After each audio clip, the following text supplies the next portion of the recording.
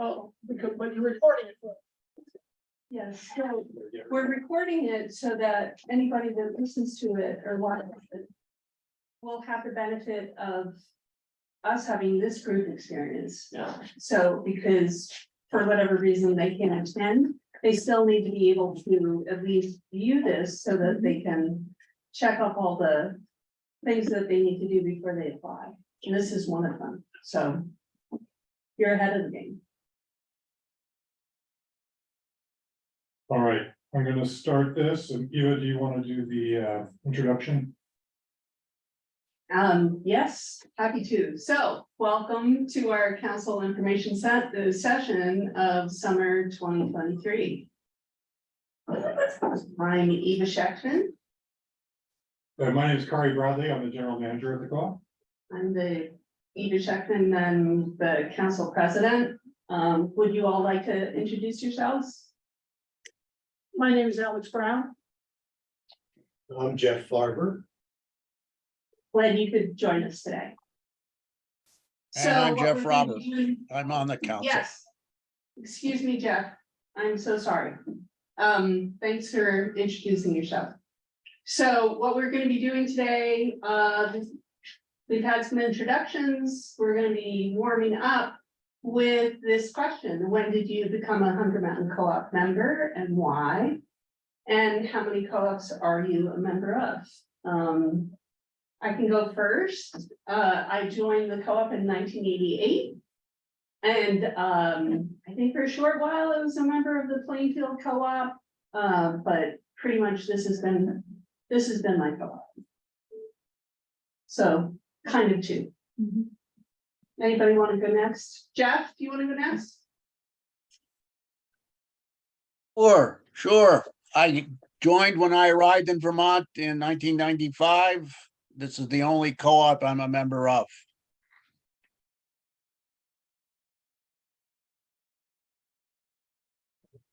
I became a member in an unknown year. It's in your data report, but it's been many years. 30, maybe 25. I like the idea of what co-ops do. I like the attention to food safety, food education. I'm also a member of the Washington Electric Co-op and the Plainfield Co-op. Okay, so I joined Hunger Mountain in 1988. And we were still in the old store. And let's see. Probably at the moment, it's the only co-op I belong to. In the past, back in 1974 or 5, I was a member of the Athens, Ohio Food Co-op. So Oh, wow. a member manager back there. And then when I was in Philadelphia, I was a member of the co-op in Mount Airy, whose name I forget. Jeff might know because he was in Philadelphia at that same time. So experience. I also, this isn't a co-op, but I was a founding member of a film production collective in Philadelphia back in the early 80s as well. Oh, what kind of production? Film production. Film production. So I have some history with co-ops and collective ownership organizations. Great. Thank you all so much. Next slide, please. So here's what we're doing today. We're reviewing the missions, ends, and impacts, the role of the council, characteristics of effective council members, responsibilities and commitment, benefits of serving, and the application election process.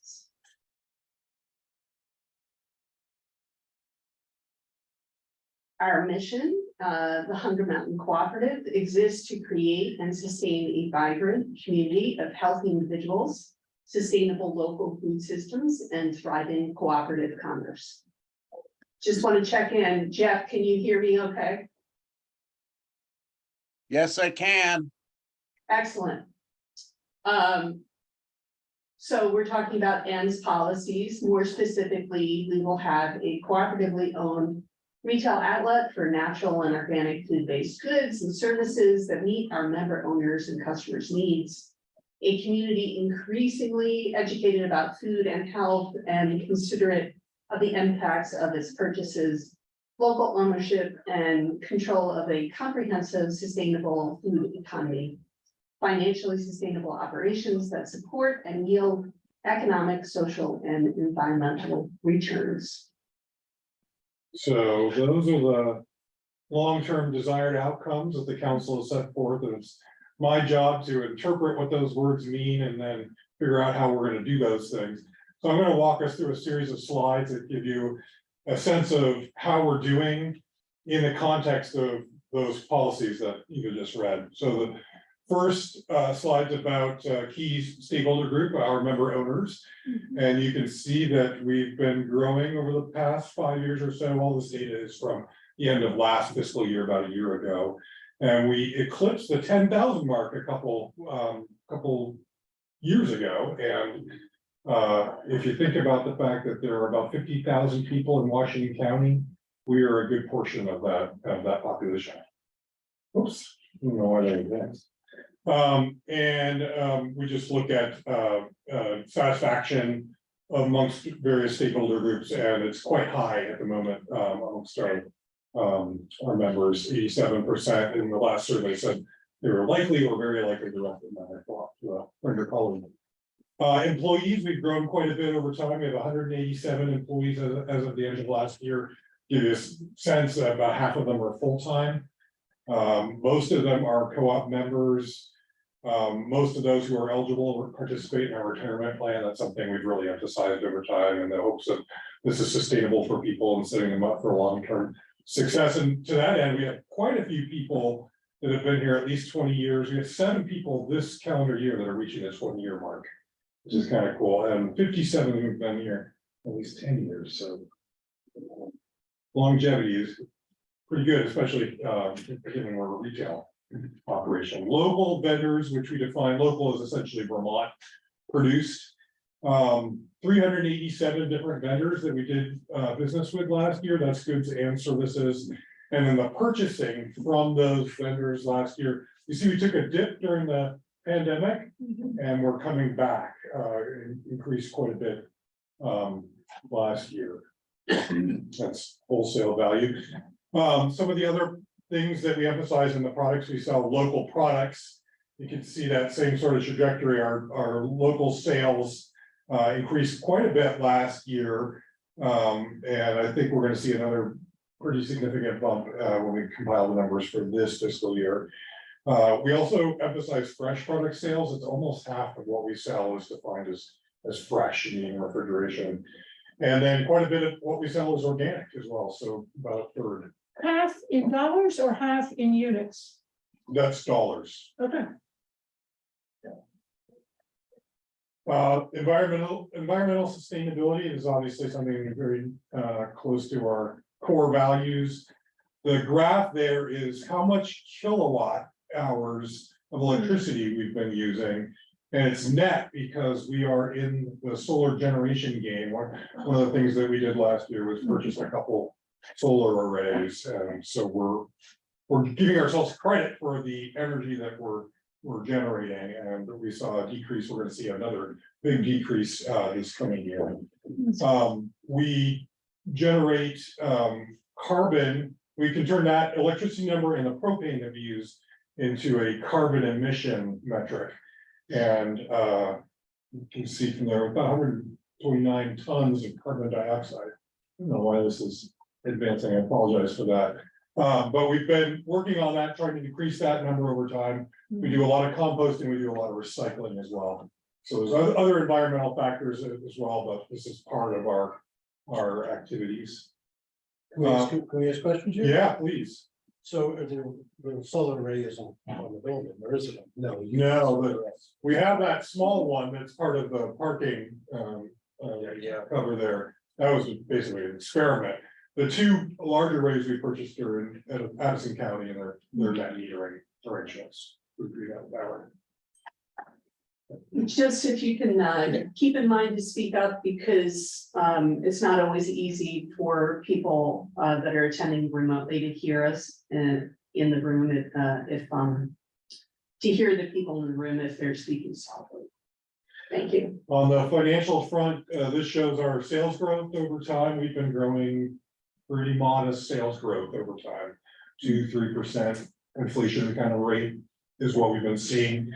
Up until this year, this year that we're in is the best year we've had in over 10 years. More on financial sustainability. We have quite a bit of assets, close to $11 million in stuff, you know, equipment, inventory, cash, building, a lot that we've amassed over our 50 years of business. Equity, we own most of that, right? And we build that up, just through, good hard work and success over time. Current ratio is a measure of liquidity. We have a really high level of liquidity for a grocery store, and we don't have a lot of debt. One of the things we've been able to do is pay down our debt over time, so. And then the last of my slides is cooperation. That's one of our core values is cooperation. We invest in other co-ops. It's part of what we do with our cash. So we've been growing that over time, and we sell the products of other co-ops. About 5% of our sales come from other co-ops. Their products. So for this, do you track how other co-ops are doing with our investment, any return on investment information that you get back from that? Well, we treat those as investments. We generate return on almost all of them, and so we're receiving interest from those investments. So they're low. They're low. Yeah, or equity investments. We might have an ownership stake in other co-ops. But small as a percentage, like he was a member of this co-op in that case.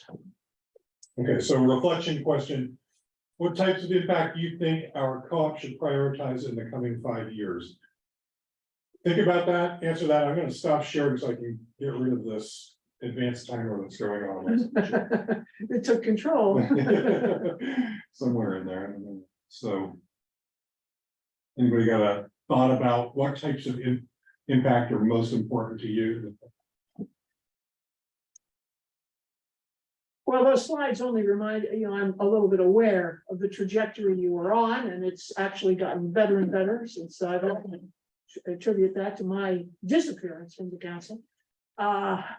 So I suppose the only thing I would say that lingers is employee malaise, which still seems to be an issue here. And I don't know if that's anything that you would even want to discuss in any remote context, but I think that seems to be the only issue where you're not actually tackling, solving, improving everything to in just the meeting the objectives of your member owners. And it's a very impressive set of numbers. It's an impressive role in the community. How can we make everybody happy, including employees, would be the only thing I'd ask about. Well, there's probably lots. One of the things is how can we use the economic strength of the co-op as a lever or a lever in a larger community, in the financial goings on of a larger community, if you will, investments of a larger community, conversations about resiliency around climate. That's one thing I noticed about the mission. There's no statement about how this co-op as an organization, as an institution, can be supporting climate resilience, for instance, which is a big conversation in Montpelier, as well as looking to how we can use the strength of this financial institution regionally as well. So I don't know what those connections are, but that would be something I would be looking at. That would be great. As opposed, in addition to maintaining this business as a viable, profitable resource as a food provider, but using the strength of this organization as a better lever or leverage in the larger community conversations around changing the direction of society as a whole. Great, thank you. I'm taking notes. Okay, well, it's recorded too. Okay, so back to you. Yeah, thank you. So, the role of the council, it's to ensure that the co-op delivers the desired results in a manner consistent with our values and represents the interests of member owners, articulates the values and ends, establishes policy and monitors operational performance, hires and supervises the general manager, and provides budget oversight and allocates resources. So that's what the council is responsible for, in general. That's our role. We would like council candidates to offer leadership skills and experience, passion for the co-op and our mission, and I'm hearing a lot about that, and so that's really wonderful and exciting. Including your ability to articulate why you want to serve. I'll be interested to hear about that, and an appropriate sense of priorities, and the ability to put the co-op above personal interests. And effective council members are good listeners and effective communicators, team players willing to work with others, personable, even-tempered, and open-minded, and seeking to serve our members' interests, and comfortable representing the co-op to the community formally and informally. So, that means if you're at the co-op and your picture is down there in, the lobby, then somebody recognizes you. When you're here, you should be understanding that they might ask you some questions. But of course, that also means being available at a council meeting or some other council event to speak on behalf of the co-op or to represent the co-op. As one of many examples.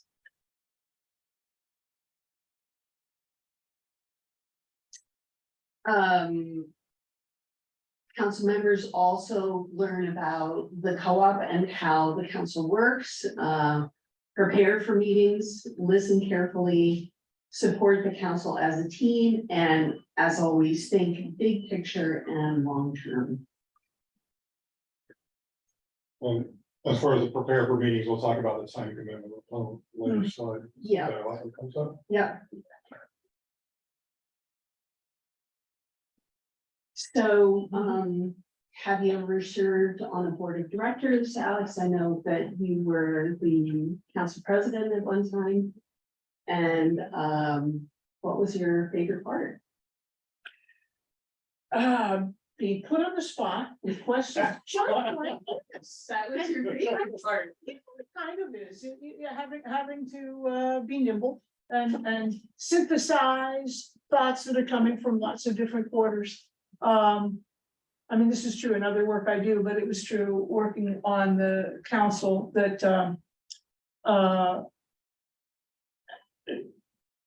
there tends to be a lot of inherent harmony about ultimate objectives, but there often tended to be real uncertainty about the means. And so you had to kind of pull those strands together. What else did I like about it? I liked really understanding. I think the economic principles underneath the co-op are urgent. They are just hugely important. And I want to bring those ideas and the success of things that come from those ideas to everybody, to customers, people on the council, employees, people in the community. I don't want this to sound too abstract. What's the concrete way of saying this? Cooperation pays off. everybody can do something that is collective. I love that term. I remember collectives. We don't use that phrase anymore, but the way in which we're supporting. I used to think of the economic mission of that Kari was ably leading was, how can I spend almost all our money, but not quite all of it? And by setting prices right, by buying from vendors locally and paying good fees for produce and paying attention to the infrastructure here. How can I spend almost all our money so that it flows out to these constituencies? I just wanted to support that. I just think it is the way a business can and should nourish everybody connected with it. So I felt nourished, and that's why I wanted to give back. That's enough of that. Well, thank you. Yeah, sure. I really did love it. Apparently, it's great. So, I guess ask a question to serving on a official board of directors, I probably have not done that. Exactly, I mean, I have, as I said, was a member, founding member of the collective. Where all the members sort of act as a board of directors and are sort of trying to make collective decisions to move towards the goal and the mission of that organization. And I've owned my own business for a while as a film producer, so again, not in the board of directors, but certainly working with advisors in that capacity, which is not quite the same as being on the board.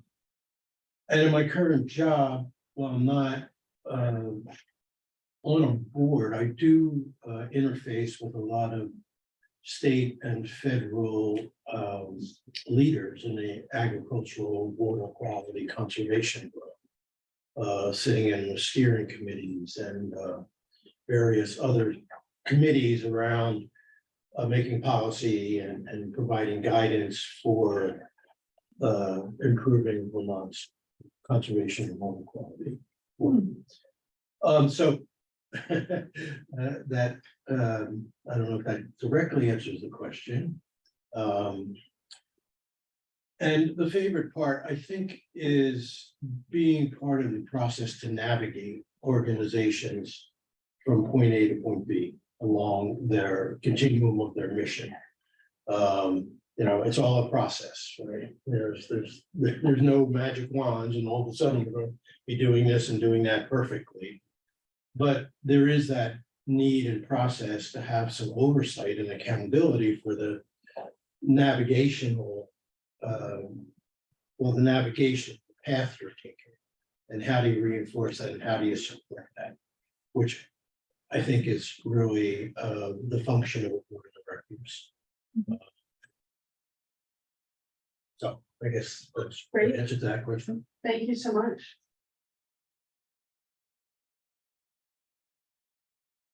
So responsibilities. Council is learning from members' needs and wants, learning about the co-op's resources and current priorities and capacity. Council source documents. So people need to become familiar with the bylaws and policies and other materials, excuse me, that are pertinent.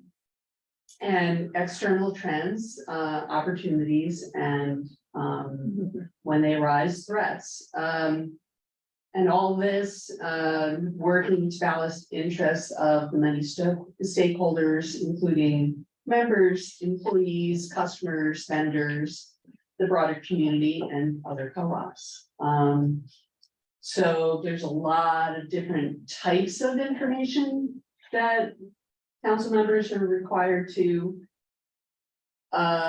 be aware of, and a lot of different types of stakeholders. You know, it's a juggling act.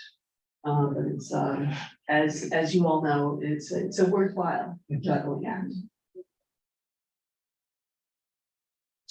Along with that is the council's responsibility to set and monitor policy, hire, direct, and provide oversight to the general manager, oversee acquisition and preservation of the co-op's assets, and inform members about the co-op. We've been talking about revisiting the ends policy, which hasn't been something that the council's done in a good 11 years, so it's high time. Good. The recommended period of doing that is more like once every 5 years, so we're hoping to actually start that process in the 2024 council year. But we've been talking about it and getting ready for it for a couple of years now. Cool. And as far as informing members about the co-op, we record council meetings, we post council meeting minutes. There's lots of information that's shared in the e-newsletter. And then, of course, we also have, we've started having member events again, like the dinner and discussion, where people can actually learn about things in real time with people in the room. So it's a good time to be part of the council because there's a lot going on. And of course, what we're not responsible for is being directly involved with day-to-day operations of the co-op. And, you know, it's hard to keep our fingers out of that pie, but it's really, really important to have a clear understanding of what's our responsibility and what isn't, and that is not. So can I ask a question? Sure, So please. is there a clear sense of what the member owners have on their agendas to, I mean, you do surveys, but I don't know if surveys are more about products and things like that, and services, then getting feedback from the owners about direction or mission or ends and those sorts of things. So I don't know if you have that, if that's something that's you've been actively trying to develop or pursue or. Yeah. So at this most recent dinner and discussion, we were asking farmers and producers in the area to tell us what support for underserved farmers and producers might look like. This particular group represented the BIPOC community, transgender community, the LGBTQIA+ community. And so we wanted to hear from them about what support looked like, so that we could bring that back to the council and think about that when we're thinking about revisiting the ends, so that we can build in the support. And so what I'm saying is we're actively engaging with the membership so that we can find out what their priorities are. And when we're talking about, we're in the middle of talking about what's going to happen at the annual meeting. And one of the things that we might do will give members an opportunity to tell us more about what their priorities are. Those are some examples to the basic answer being yes. I'm happy to say. So getting closer to the nitty-gritty, Jeff, if you want to take this part, I would appreciate it. Okay, I'm Jeff Roberts. I'm on my first full term on the council. I was an appointee last year, so I'm going to pick up on one thing that was just said because I think it connected to the question that Jeff Farber asked regarding the possibilities of leveraging and using our position in the community. And what Eva just described with that first dinner discussion, I think is a really great example of the kinds of things that we can do, and that people were really enthusiastic about the conversations, not just the presentations, but the conversations that it generated. I wanted to make that connection because I think there are many more possibilities like this. As far as commitment, once you are elected to a term, it's usually 3 years. And there may be any number of reasons why it might be shorter, and then possibly you can even be reelected if you choose to run again. We have monthly meetings for the most part on Mondays. They run about 2 to 3 hours. What the pandemic helped to do was to create a virtual opportunity if it wasn't necessarily convenient for everyone to meet in person. There's also committee work, and I know that the next thing that's going to be showing up that you'll see, I do want to acknowledge that Eva and the executive committee are taking a look at the number of committees we now have and looking to shrink these so that there are more council members on each rather than maybe 1 or 2 people on many. So that's committee work is important, and it connects to everything from evaluating the general manager to recruitment work, which is part of what I'm doing, to many other things. And some of it is, I find, really fascinating work. We did make a shift this year. The annual meeting is earlier this year. It's in September rather than at the end of the year. We do have an annual retreat. The retreat isn't where we go off to Lake Willoughby and hang out for a day. It's usually a lot closer than that. Depending upon what you may end up choosing to do. And this is really the committee work more than anything else. When I see 7 to 12 hours, I include the homework in that number of hours. And the one thing that we're excited about is if we can shrink the number of committees, not necessarily the amount of work, but more people doing it, that it's going to lessen the impact on the president, in this case, Eva, and hopefully create some other ways for us to interact together as a team. I'm open for questions. I remember it being much more than 7 to 12 hours per month.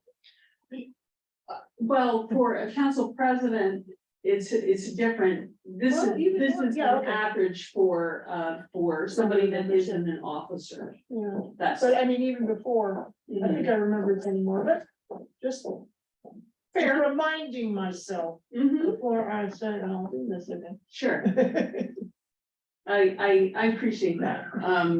I think it's still conservative. Okay. I think the estimate used to be lower. Hmm. And we had to admit that it wasn't accurate, so this is closer.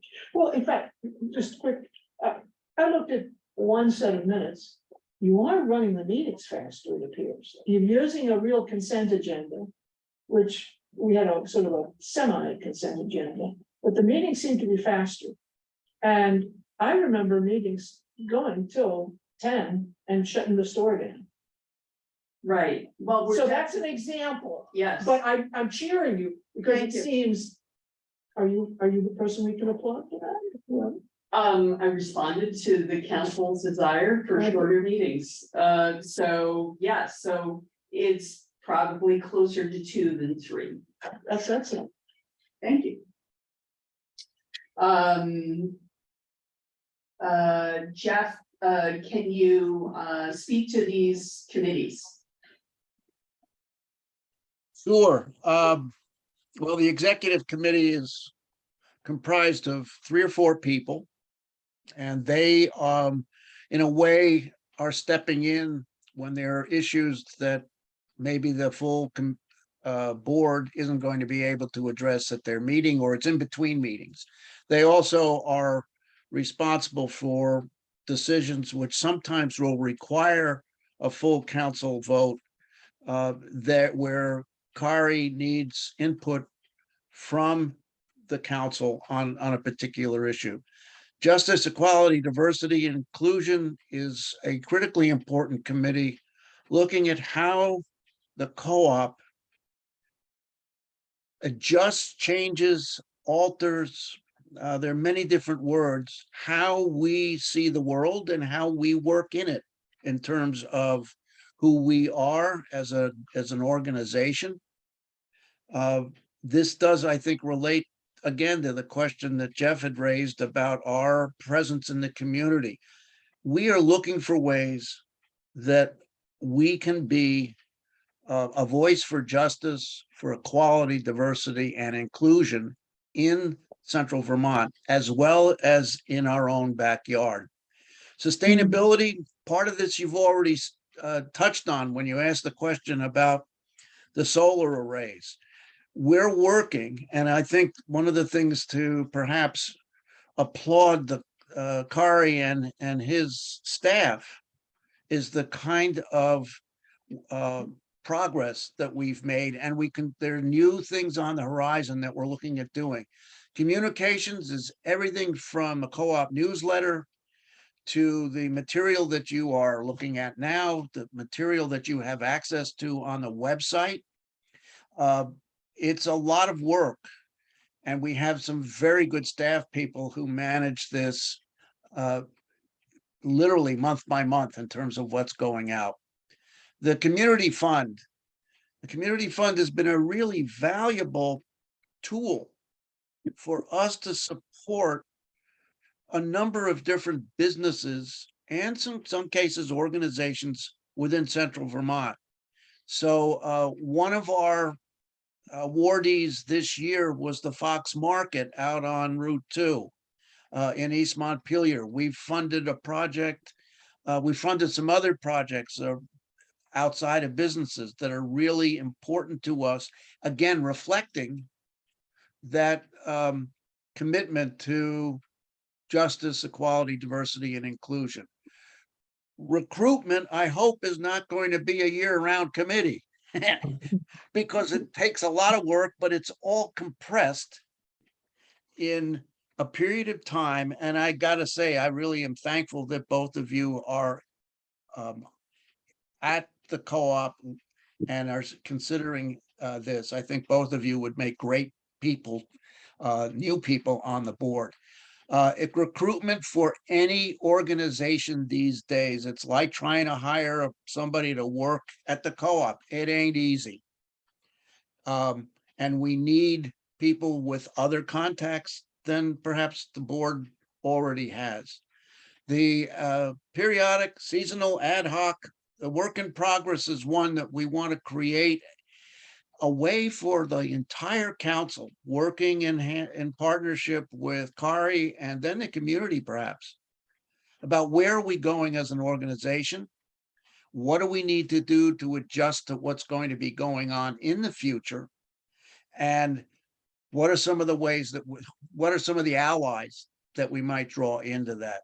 There's an annual meeting committee. This is not meeting year round.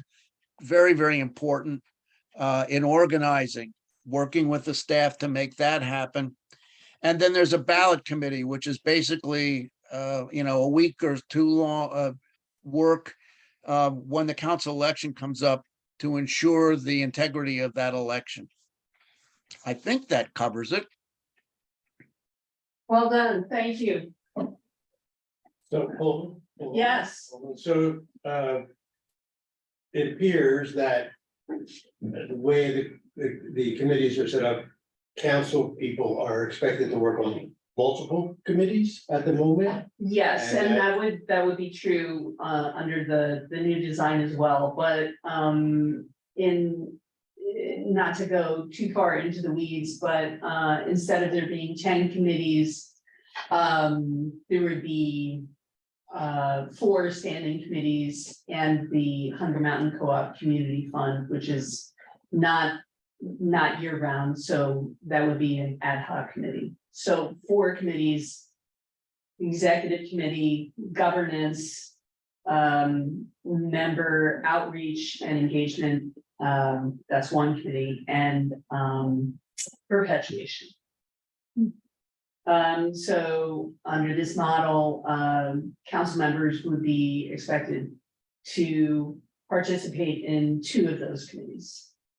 And so there'd be a lot more people in fewer committees, and so the hope would be that a lot of the work would get done because activities would be addressed together instead of separately, and with something like the ballot committee, you wouldn't be creating a charter for a 1-hour activity. So there'd be, efficiencies of not having to spend a lot of time on the administrative stuff. And more time actually interacting with each other so that we can address these core functions of the council. Stay on that topic, and so how do council members, are they assigned committees, are you volunteers, are you voluntold, as they say in the federal government? So I'm not sure how it's going to work in this new model because we're still discussing it. But currently, people volunteer for the area that they're interested in. And obviously, if you have 10 committees, then that makes it easier for people to just pick the thing that they're interested in by itself. And I think with this new model of smaller, fewer standing committees, there would be less emphasis on personal preference and more emphasis on making sure that the core functions are addressed. Really quick, what is the count of people you want on each of the new committees under this new structure? I have to say that I haven't thought about that number. There's 9 voting council members. Mhm. And if there are 4 standing committees, one of them is the executive Which committee, is 4 people. which is 4 people plus the council, plus the general manager. Then that leaves 3 other committees that,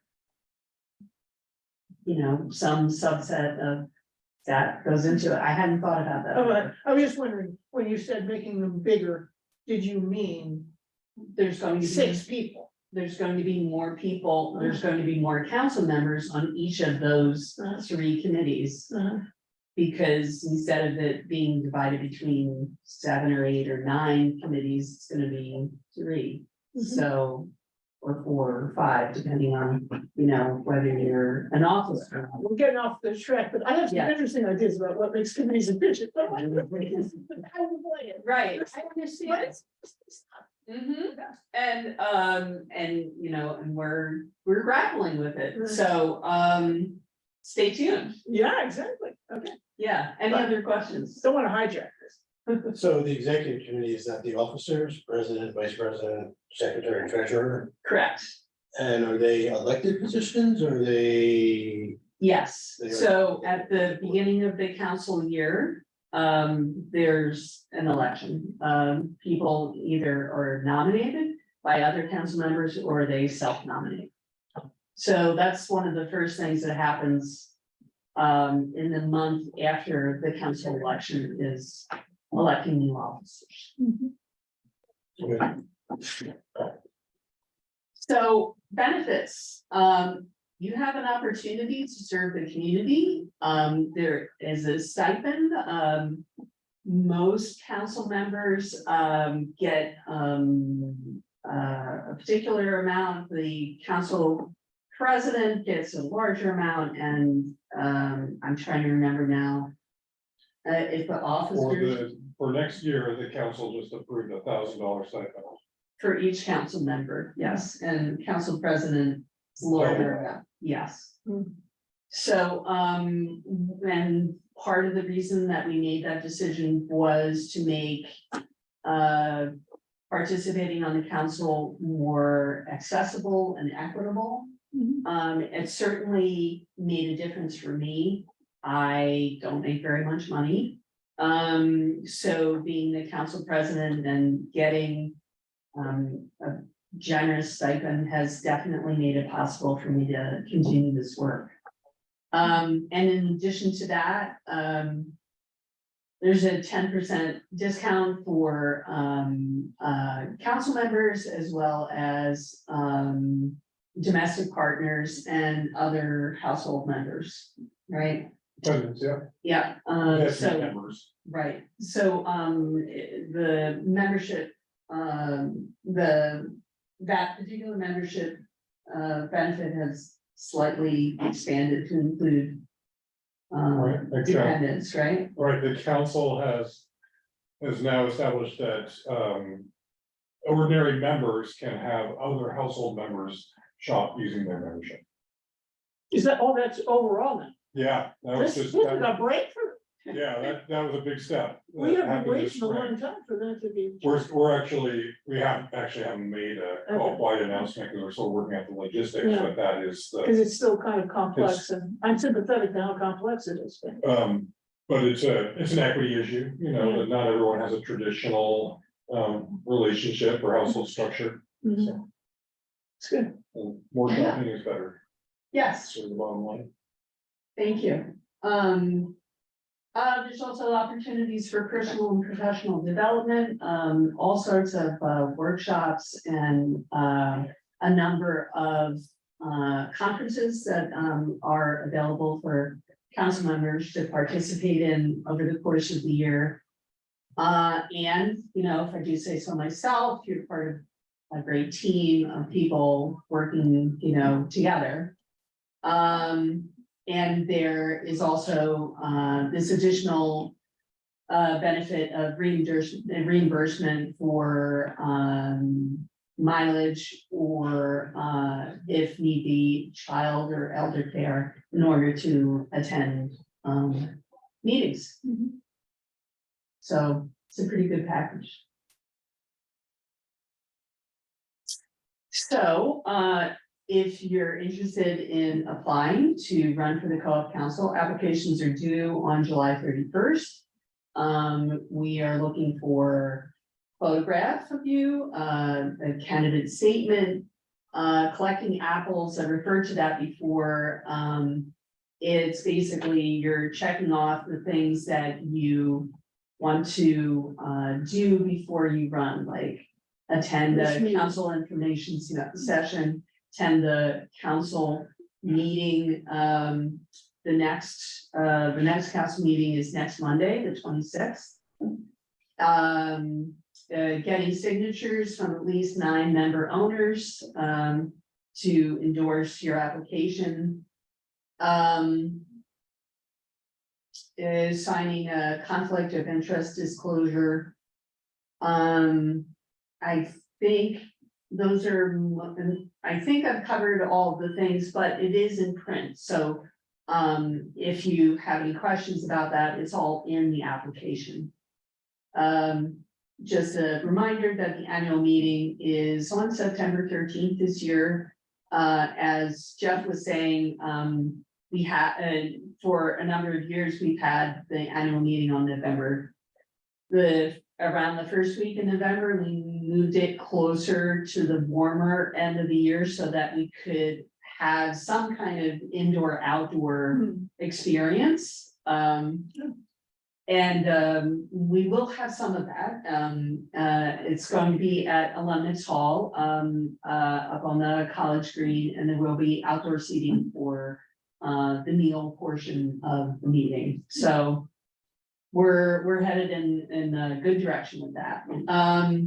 So member voting starts on the evening of the annual meeting on September 13th, and it runs through October 2nd. The first council meeting of the new year will be on November 6th. What's the attendance been at the annual meeting? I mean, don't count COVID, but last year, for example. Well, last year was still remote, Oh, okay. so we've been barely clearing 100, you know, I think we got up to 150, Yeah. one of those remote. Yeah, I years. attended one of the remote ones. Yeah. I think you were there during peak, I mean, we were Yeah. getting up to 50, Yeah. even getting close to 300 people. I was thinking about your choice of venue and what you're. Yeah, Lost Nation's not available this year, Oh. so we're Okay. using Olympics Hall, I think it's about the same size. But it'll be an experiment, it'll be a hybrid meeting like this, but on a larger scale, so we'll see. How people choose, there's been calls for making it more accessible for people who can't get into town or whatever. I will say that the dinner and discussion that we had in, what was that, May? Yeah. Was the best attended at that event we've ever had. We had close to 80 people, attend, That's cool. which may be just people ready to get back to in-person events and get a free meal. Right, there were, I think 15 of those were, attending remotely, everybody else was in the room, which was, I mean, it was great. Oh, was that at the senior center? Yes, Yeah, that's what I thought, yeah. right, That's and it. this is the first time in 4 years Yeah. that we've Very cool. been able to have the dinner and discussion, but yeah, the turnout was great. And so if we can get 70 people in person for a dinner and discussion, I'm hopeful that, we'll get, a much greater number at the annual meeting. So I just have a question. Yeah. What would you consider as a conflict of interest? Like if you. work for Okay, Shaw. so I'll give you my example. So Okay. I'm also on the board of the Just Basics Incorporated, which runs the Montpelier Food Pantry. So I always, and when we declare our conflicts of interest at the beginning of the year, I always tell the council that's a conflict. The co-op has the bag that bag program, and the proceeds from the bag that bag goes to the Montpelier Food Pantry. So if anything about that comes up, which it never has, but if it did, I would have to recuse myself. So, just putting it out there, just being transparent. The nature of this organization is that there's nothing inherently wrong with a conflict of interest. We've had vendors sit on the board, we had a couple years ago, we had 2 employees that were voting members of the council. So it's just a matter of everyone understanding what hats they're wearing at the time, having a discussion and make votes. That's right. Does that answer your question? More or less, yeah. Okay. So, Any other questions? There we go. Okay.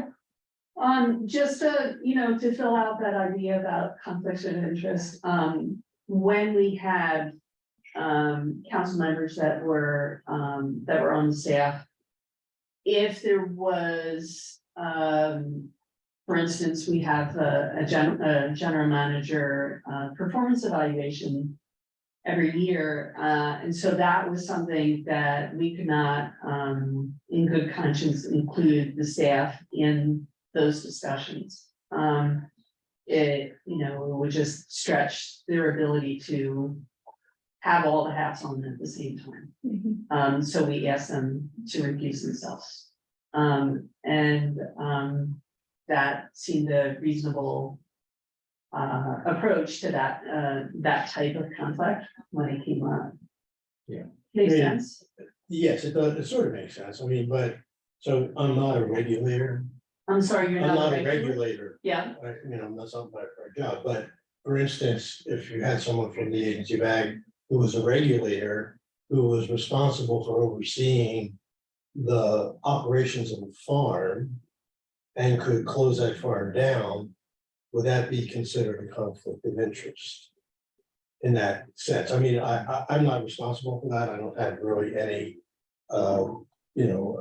legal, of financial assistance or anything to Vermont farmers, but there are people in the community who do have that responsibility. So it just, It's possible, generally the council is not getting involved in decisions about individual farms. So, no, but it's a policy. I mean, again, this is all theoretical. Yeah. You know, in a policy world, if you have a regulator who is like sort of saying, well, this farm has to do this, and that farm is a vendor.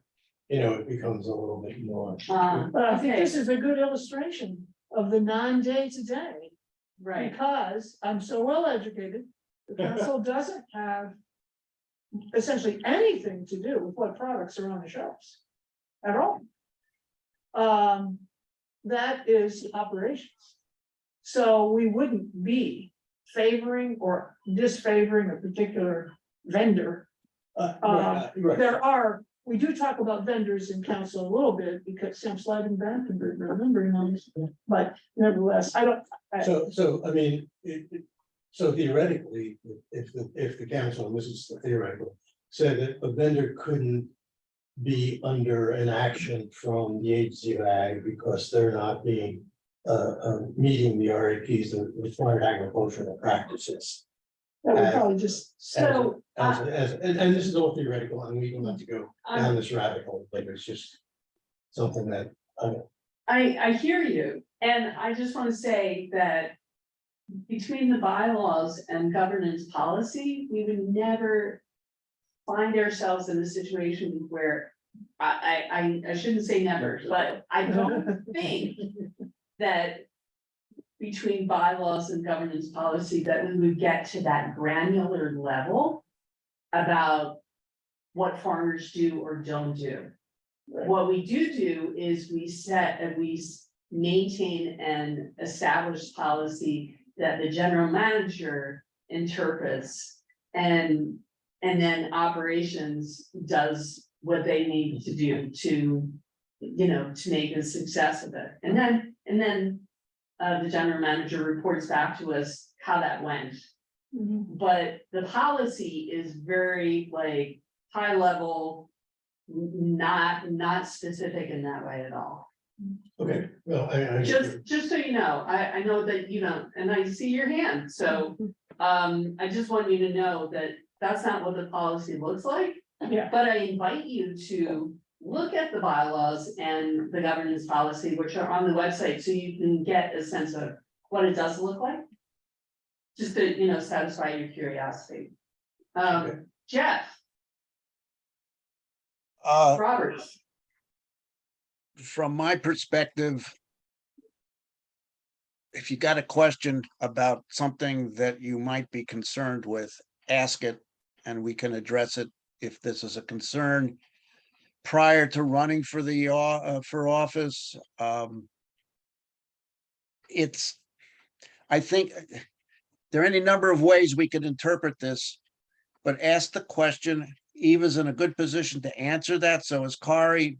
Those of us who've been on the council for a while could also say, well, here's what I did or didn't do. Just ask questions. I think that would help. And let me do one other pitch for Eva and Kari, and that's this Thursday, 5 o'clock. The meet and greet where Kari's promised us great food, shrimp gumbo and jambalaya. Am I right about that, Kari? is this true? no. That's a good example of I gotta too tease him a much little bit. detail at the council level. Hey, but do you still serve Anyway. dinner at the meeting? We give out an allowance and you can spend that allowance however you want. And it's because, It's cold.